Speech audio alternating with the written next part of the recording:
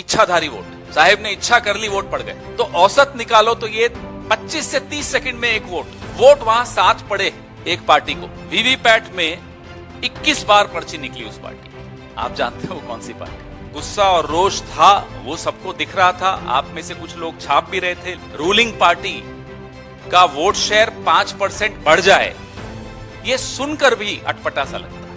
लोगों की जरूरत नहीं है, मशीनों की जरूरत नहीं है, वोटर की जरूरत नहीं है, विपक्ष मुक्त भारत बना ही रहे। लेकिन ये जो चुनाव मुक्त भारत हो रहा है, लोकतंत्र मुक्त भारत हो रहा है, इस विषय में हर बार आपको गंभीरता से आवाज उठानी होगी। इस पे थोड़ा आप इन्वेस्टिगेशन करिए, डरो मत, मिलकर लड़ेंगे तो लोकतंत्र को बचा पाएंगे, आने वाली पीढ़ियों को बचा पाएंगे। मत ऐसी है कि हम जीत जाएं तो उसका विश्लेषण हम करते हैं और वो हार जाएं तो उसका विश्लेषण आप नहीं करते। आप सिर्फ हमारी हार का विश्लेषण करते हैं और उनकी सिर्फ जीत का विश्लेषण करते हैं।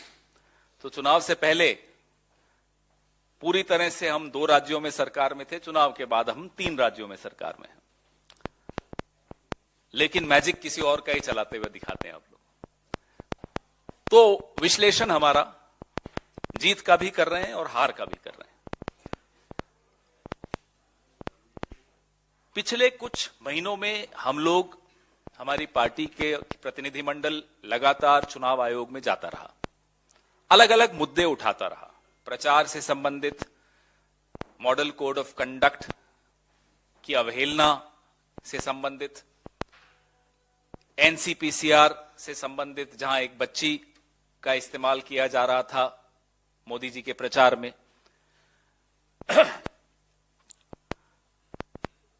न न्याय हो रहा है, न न्याय होता हुआ दिख रहा है। इसलिए आपके समक्ष हम हैं, बड़ा महत्वपूर्ण और बहुत गंभीर एक मुद्दा है गुजरात चुनाव को लेकर। आप लोगों ने मीडिया में कुछ रिपोर्ट्स देखी होंगी, डरते डरते जो छपी हैं, कि आखिरी 1 घंटे में 16 लाख वोट गुजरात के दूसरे चरण के चुनाव में पड़े। हमने अपने कैंडिडेट्स से लगातार हम संपर्क में हैं।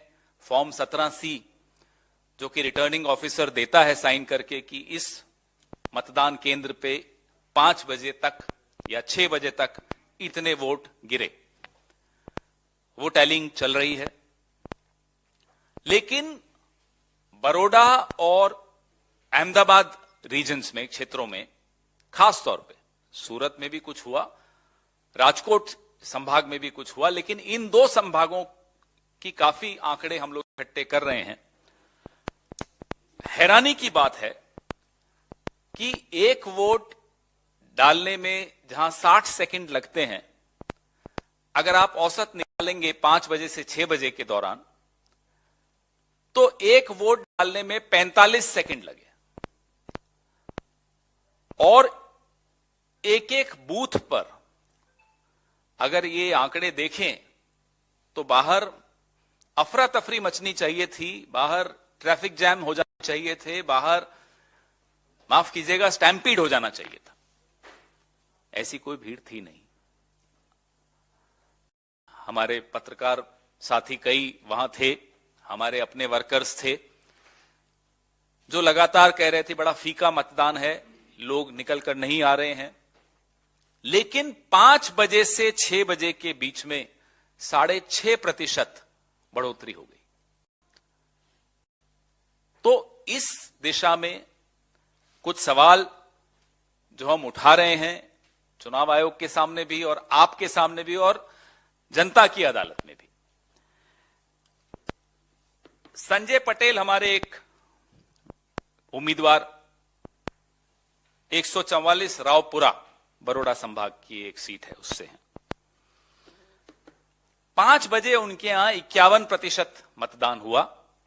वो अपने वर्कर्स के साथ अलग अलग मतदान केंद्रों पर उस वक्त घूम रहे थे, जैसा कि सारे उम्मीदवार करते हैं हर पार्टी के, और लोगों को प्रेरित भी कर रहे थे कि भाई निकलिए वोट देने। लेकिन 5 बजे के बाद, और भीड़ वो बताते हैं कि बहुत कम थी मतदान केंद्रों पर, 6 बजे 57.68% वोट हो गया। कहां से आया ये वोट, न संजय पटेल जी जानते, न कोई और उम्मीदवार जानता है, वो एक ही जानता है जो सबका मालिक एक है, कि ये आए कहां से ये वोट। और ये कहानी जो कि मैंने आपको रावपुरा की बताई, 144 विधानसभा क्षेत्र की बताई, ये कहानी आपको कमोबेश तमाम विधानसभाएं जो अहमदाबाद और बड़ौदा संभाग में आती हैं, उनमें ये कहानी आप आज इस प्रेस वार्ता के बाद अपने साथियों से फोन करके पूछेंगी या पूछेंगे, तुरंत आपको ये कहानी सुनाई देगी। और ये हर जगह हुआ, भावनगर में हुआ, बड़ौदा में हुआ, अहमदाबाद में हुआ, सूरत में हुआ।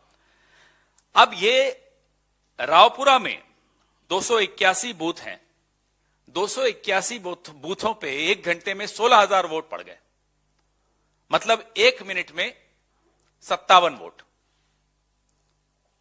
आप कैलकुलेट कीजिए कैसे संभव है, न कोई बाहर लाइन लगी हुई, न अफरा तफरी, लेकिन इतने वोट वहां पड़े। ऐसे ही वीवीपैट्स की तुलना कुछ मशीनों पे की, तो एक तुलना अभी मैं जिनसे फोन पे बात कर रहा था वो बता रहे थे, मैं आपको वो आंकड़ा देता हूं कि कांग्रेस की उसमें